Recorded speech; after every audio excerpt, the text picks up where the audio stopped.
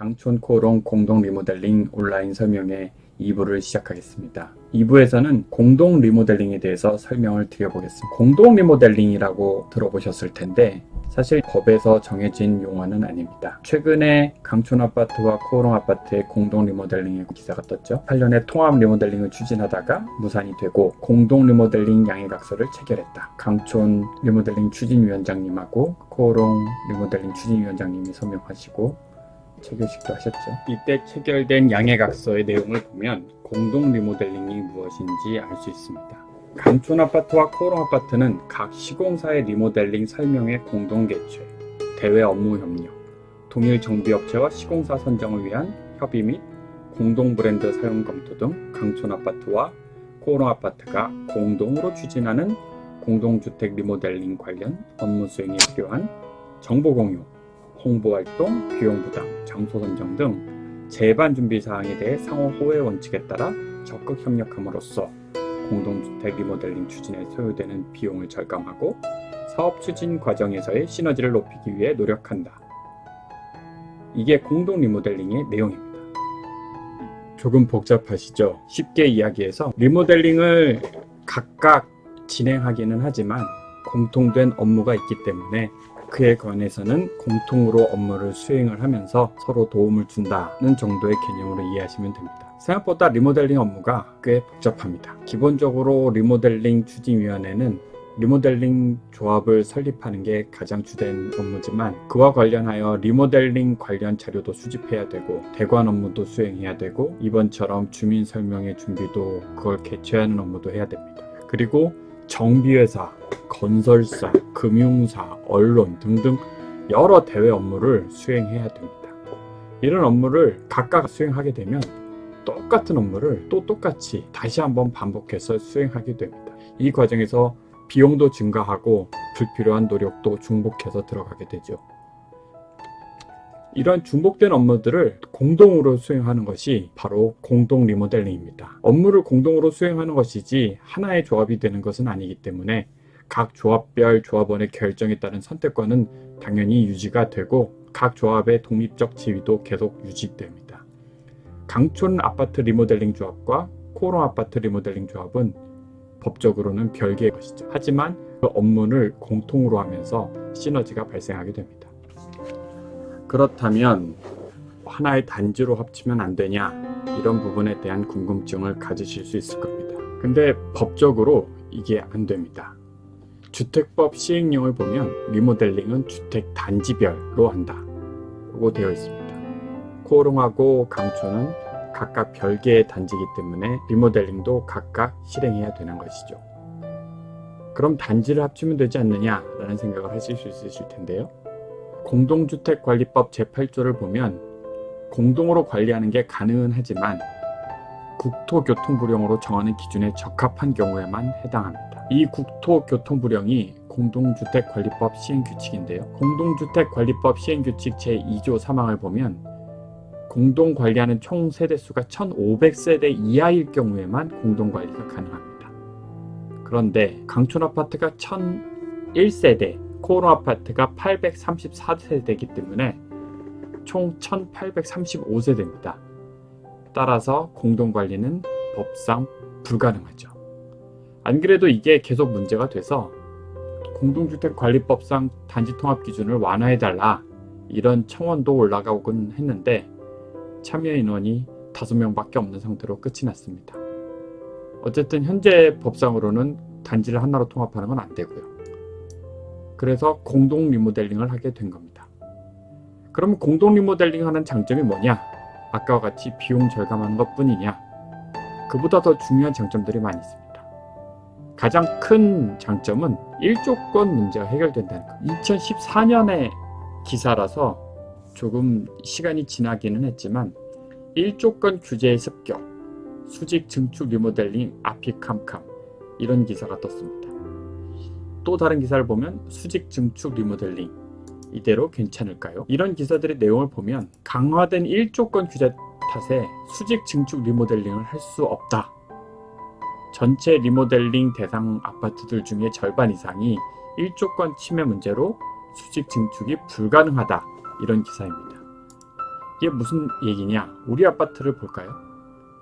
여기서 보이는 아파트 중에서 파란 부분이 강촌 아파트입니다. 그리고 이 분홍색 부분이 코롱 아파트입니다. 이 코롱 아파트 110동은 모르시는 분들도 좀 계시죠? 여기가 110동인데 다른 코롱 아파트랑 떨어져서 혼자 한 개 동이 있습니다. 상황이 이렇다 보니까 만약에 수직 증축을 하게 되면 노란색 화살표 아파트들이 그보다 더 북쪽에 있는 아파트들의 일조권을 침해하는 결과가 됩니다. 수직 증축을 하게 되면 아파트가 이렇게 높아지는데요.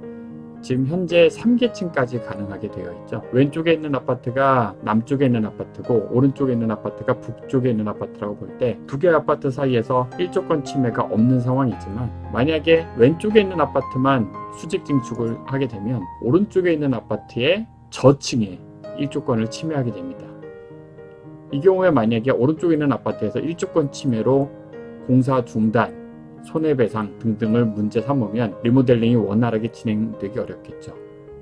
이것을 원활하게 진행하는 방법은 오른쪽에 있는 아파트도 같이 리모델링을 해서 저층에 있는 사람들이 위로 올라가는 리모델링을 하게 되면 일조권을 침해하지 않게 됩니다.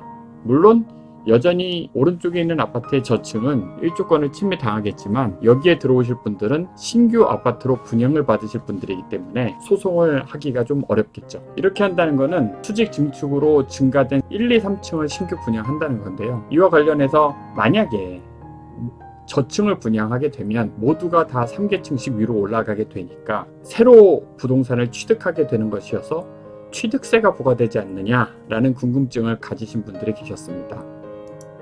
그런데 이와 관련해서는 이미 2016년에 수직 증축 리모델링인 경우에는 취득세를 부과하지 않겠다. 다만 면적이 늘어나게 되면 늘어나는 면적에 대해서만 취득세를 부과하겠다라는 국세청의 의견이 있었습니다. 또 공동 리모델링을 하게 되면 공사소음 문제가 해결이 됩니다.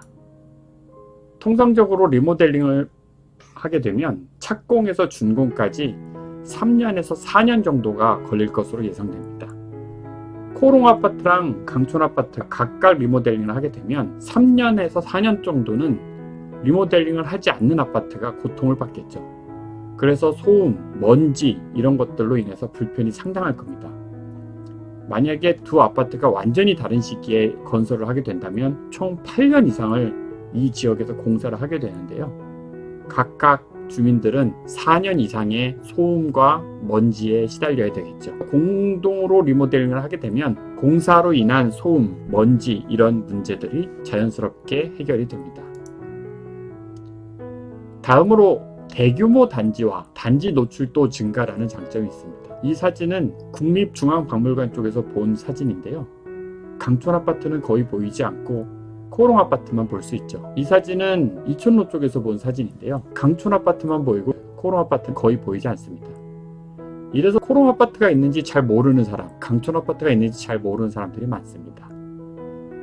노출도가 떨어지기 때문인데요. 그 때문에 아파트 가격도 제 가격을 인정받지 못하는 경우가 있는 것 같습니다. 만약 두 아파트가 하나의 브랜드를 사용하게 된다면 대규모 단지로 인정받고 노출도도 증가하게 되겠죠. 그런데 아까 공동관리는 불가능하다고 하지 않았느냐, 어떻게 하나로 합치느냐 라고 하는데 관리는 각각 해야 되지만 이름을 변경하는 건 가능합니다. 요새 이름을 바꾸는 게 꽤 유행처럼 번지고 있는데요.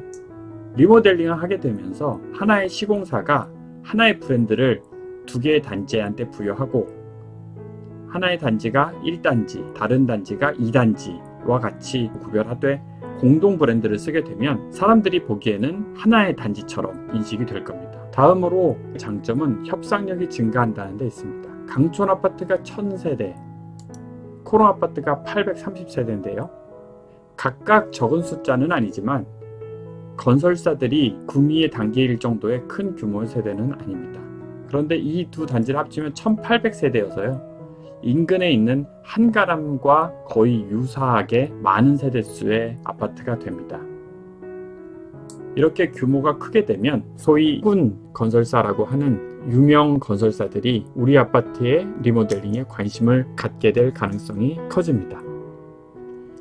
다음으로는 커뮤니티 시설을 공유할 수 있게 됩니다. 일부 설명에서 골프 연습장, 북카페, 키즈클럽, 스카이라운지, 피트니스 이런 커뮤니티 시설을 고려할 수 있다고 말씀을 드렸는데요. 현재 우리 아파트의 여건상 한 개 단지에 이 많은 커뮤니티 시설을 모두 설치하는 것이 용이하지는 않습니다.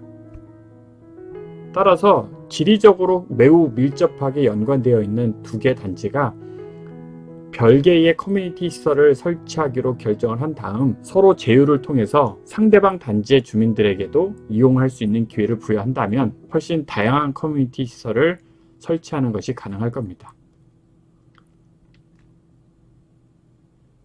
리모델링의 장점을 정리해보자면 일조권 문제가 해결되고 공사 소음 문제가 해결이 되고 대규모 단지와 단지 노출도가 증가되고 협상력이 증가돼서 좋은 시공사, 좋은 조건의 공사가 가능하고 커뮤니티 시설을 공유할 수 있으며 업무 비용이 절감됩니다.